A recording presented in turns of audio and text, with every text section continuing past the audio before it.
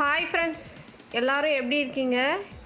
இன்றைக்கி south Indian fried rice அல்லது சின்ன வெங்காயம் வடை சட்டி சோறு எப்படி பண்ணுறதுன்னு பார்க்கலாம். இது மாதம்பட்டி ரங்கராஜன் ரெசிபி. வாங்க வீடியோக்குள்ளே போகலாம். இந்த வீடியோவை ஸ்கிப் பண்ணாமல் கடைசி வரைக்கும் பாருங்கள். இப்போது ஒரு குக்கரில் ஒரு 2 ஸ்பூன் எண்ணெய் விட்டுக்கோங்க.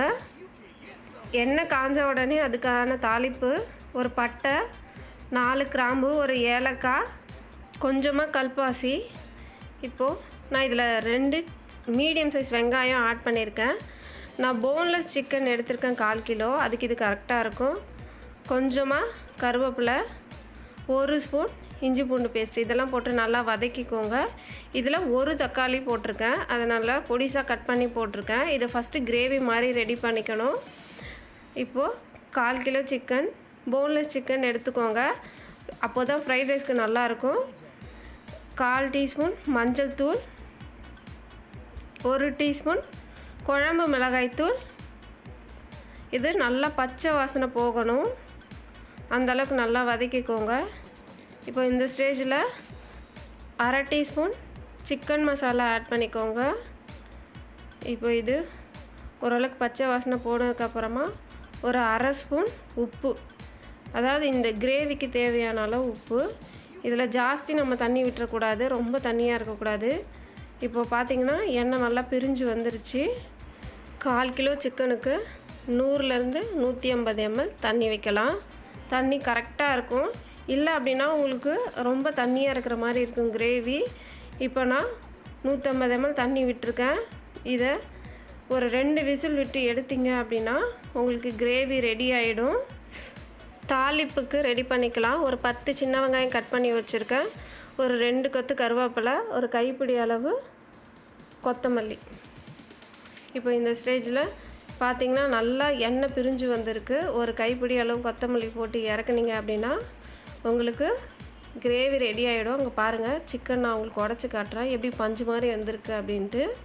இப்போ ஒரு வடைச்சட்டியில் கொஞ்சம் எண்ணெய் எக்ஸஸாகவே விட்டுக்கோங்க. இது ஃப்ரைட் ரைஸுன்றதுனால எண்ணெய் எக்ஸஸாக இருக்கணும். ஒரு 3 மிளகாய், 10 சின்ன வெங்காயம் இருக்குல்ல, அதை கட் பண்ணி வச்சுருக்கேன். அதை ஓரளவுக்கு நல்லாவே வதங்கணும் உங்களுக்கு. இல்லை அப்படின்னா ஒரு மாதிரி நறுக்குன்னு இருக்கும். இப்போது ஓரளவுக்கு வதங்கிடுச்சு. இப்போது 2 கொத்து கருவேப்பிலை, அதை இதில் ஆட் பண்ணிக்கலாம். இது செம்ம டேஸ்ட்டாக இருந்தது. நீங்களும் கண்டிப்பாக ட்ரை பண்ணி பாருங்கள். ஃப்ரைட் ரைஸ் அன்ஹெல்த்தி, பட் இந்த ஃப்ரைட் ரைஸ் சூப்பராக இருக்கும், ஹெல்த்தியும் கூட.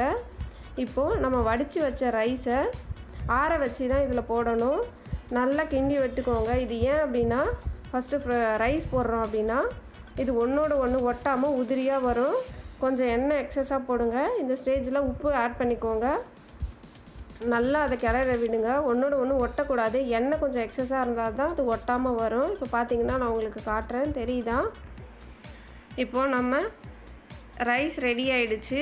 கிரேவி இதோட ஆட் பண்ணிவிட்டு நல்லா கலந்து விட்டீங்க அப்படின்னா உங்களுக்கு ஃப்ரைட் ரைஸ் ரெடி ஆகிடும்.